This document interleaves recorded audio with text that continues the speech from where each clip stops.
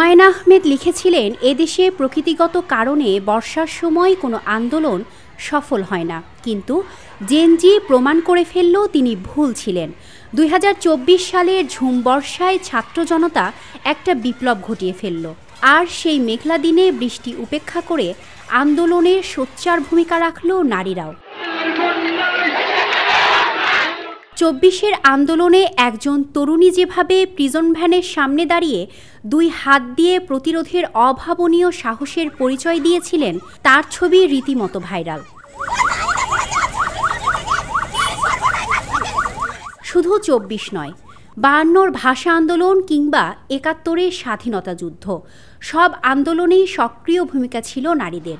তবুও তারা কি পেয়েছে তাদের প্রাপ্য সম্মান, নাকি নারীরা আজও নিগৃহীত? একটা স্বাধীন দেশে 1971 সালেও নারীরা কিন্তু যে গেরিলা বাহিনী, যে যুদ্ধ একেবারে সম্মুখ সারিতে অস্ত্র নিয়ে যারা যুদ্ধ করেছে, এবং আমরা 24-এও দেখব যে একই রকম করে 24-এর যে গণ আন্দোলন, সেইখানেও ঢাকা বিশ্ববিদ্যালয় থেকে শুরু করে একটা অন্ধকার রাতের অন্ধকারে সেই রকম ঢাকা বিশ্ববিদ্যালয়ের মেয়েরা সেই অন্ধকারে যেন আলোক পত্রিকা হয়ে বেরিয়ে এসেছিল মিছিলের মধ্য দিয়ে। তারা সবার আগে তারা স্লোগান তুলেছিল যে হচ্ছে তুমি কে আমি কে রাজাকার রাজাকার, এইটা বলতে তারা বাধ্য হয়েছিল আর কি, যার কারণ থেকে এই জাতা শব্দটাও তারা উচ্চারণ করেছিল। তো আমরা বলতে চাচ্ছি মেয়েদের কথা, যে এই যে মেয়েরা বারবার করে হেনস্থার শিকার হচ্ছে, সেটা তাদের কিন্তু ভাগ্যের পরিবর্তন আসলে হচ্ছে না। যখনই একটা মেয়ে খুব সাহসী, শিক্ষিত এবং মেধাবী হয়, তাকে ডমিনেট করার জন্য সব সময় একটা ইয়ে থাকে, সেটা কি অফিস, কি আদালত, কি পরিবার, সব জায়গায়, সমাজ, রাষ্ট্র, সব জায়গায়। 24-এর আন্দোলনের মধ্য দিয়ে নারীদের রাজনৈতিক দিক থেকে উল্লেখযোগ্য হয়ে ওঠার সম্ভাবনা দারুণভাবে দেখা দিয়েছিল। তবে অনেকেই অভিযোগ করছেন, সম্প্রতি দল বা কমিটিগুলোতে নারীর অংশগ্রহণ নগণ্য। এই যে ছাত্ররা যে নতুন দল করেছে, হ্যাঁ, এই নতুন দলে নারীদের অংশগ্রহণ কত %, এটা দেখলেই কিন্তু বোঝা যায় যে এখানে নারীদের তাদের যে কমিটি, একটা 10 জনের একটা কমিটি রেখেছে তারা, যে 10 স্টার বা এইরকম একটা নাম দিয়ে তারা রেখেছে। এই 10 স্টারের মধ্যে কয়জন নারী আছে? আবার কেউ কেউ অভিযোগ করেছেন, সম্প্রতি আইন শৃঙ্খলা বাহিনীর পরিস্থিতি থেকে জনগণের দৃষ্টি সরানোর জন্য পরিকল্পিতভাবে বিতর্কিত করা হচ্ছে নারীদের।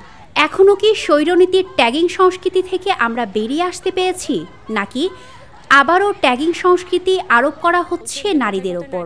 নারীদের অধিকার নিয়ে কথা বললে পরেই তাদেরকে শাহবাগী ট্যাগ দেওয়া হচ্ছে, তাদেরকে তসলিমা নাসরিনের ভক্ত হিসেবে ট্যাগ দেওয়া হচ্ছে। এই ব্যাপারটা আসলে একটা মহল ইচ্ছাকৃতভাবেই এটা করছে, যেন ওই মেয়েটা আরও সামনের দিকে এগিয়ে যেতে না পারে, সে যেন ভীতি প্রকাশ করে যেন সামনের দিকে আরও দমিয়ে যায়। আন্দোলনের বড় একটি অংশ জুড়ে ছিল মায়েরা, যারা সন্তানের হাত ধরে রাস্তায় নেমেছিল, বন্দুকের সামনেও বুক পেতে দিতে দ্বিধা করেনি। কিন্তু সেই নারী যখন নিপীড়নের শিকার হয়, তখন প্রশ্ন থেকেই যায়, নারীরা কি পাচ্ছে তাদের প্রাপ্য সম্মান? কেন নারীরা আজও চায় নিরাপদ একটি বাংলাদেশ? আমি মেয়েদের জন্য নিরাপদ বাংলাদেশ চাই। আমি ক্লাস 6-এ পড়ি, আমি যেন স্কুলে বাড়িতে নির্যাতনের শিকার না হই, এটাই চাই আমি। 2024 সালে যে আন্দোলনটা হইলো, এখানেও কিন্তু অনেক নারীরা সামনে ছিল, গুলিবিদ্ধ হয়েছে বা বিভিন্ন তাদের ক্ষতি হয়েছে, কিন্তু তারপরেও কিন্তু তারা কিন্তু দেশের জন্য লড়ে গেছে। কিন্তু তারপরে কিন্তু এটা হয়ে যাওয়ার পরে নারীরা কিন্তু সেই যে সম্মানটুকু, এটা কিন্তু পায়নি। আমাদের সমাজে নারীদের সকল ক্ষেত্রে কিন্তু অনেক বড় বড় অবদান রয়েছে, অথচ আমাদের পারিবারিক কিছু প্রতিবন্ধকতার কারণে এই অবদানগুলো আমাদের সামনে সবসময় আসে না। আমাদের সমাজ নারীদের অবদানকে গ্রহণ করলেও তাদের অবদানের স্বীকৃতি দেওয়ার ব্যাপারে এখনও অনেকটা পিছিয়ে।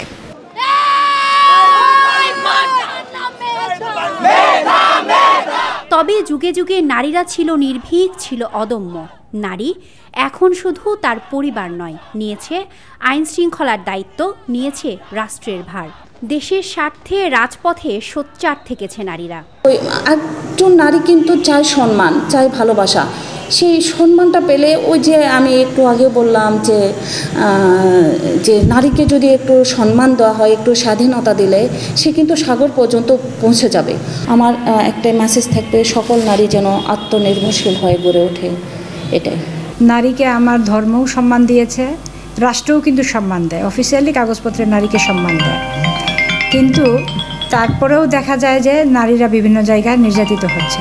সুতরাং এটা ব্যাপকভাবে একটা সচেতনতা তৈরি করা দরকার, সামাজিক আন্দোলন করা। আমাদের নারীরাই এই ক্ষেত্রে অবদান রাখতে পারে, নারীকেই সেটি করতে হবে। কারণ এই পুরুষতান্ত্রিক সমাজে কিন্তু পুরুষরা এগিয়ে এসে নারীকে ওই পর্যায়ে পৌঁছে দিবে না।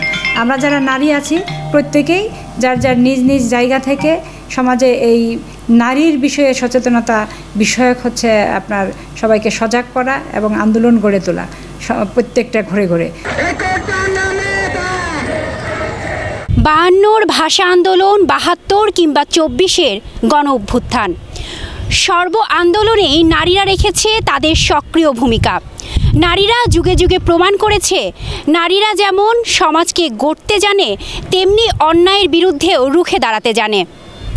নারীদেরকে যতই দমিয়ে রাখার চেষ্টা করা হোক, নারীরা তাদের নিজ উদ্যমে বারবার প্রমাণ করেছে তাদের নিজস্ব শক্তি। তাই তো কবিগুরুর কণ্ঠে বলতে হয়, যারে তুমি নিচে ফেলো সে তোমারে বধিবে যে নিচে, পশ্চাতে রেখেছ যারে সে তোমারে টানিছে পশ্চাতে।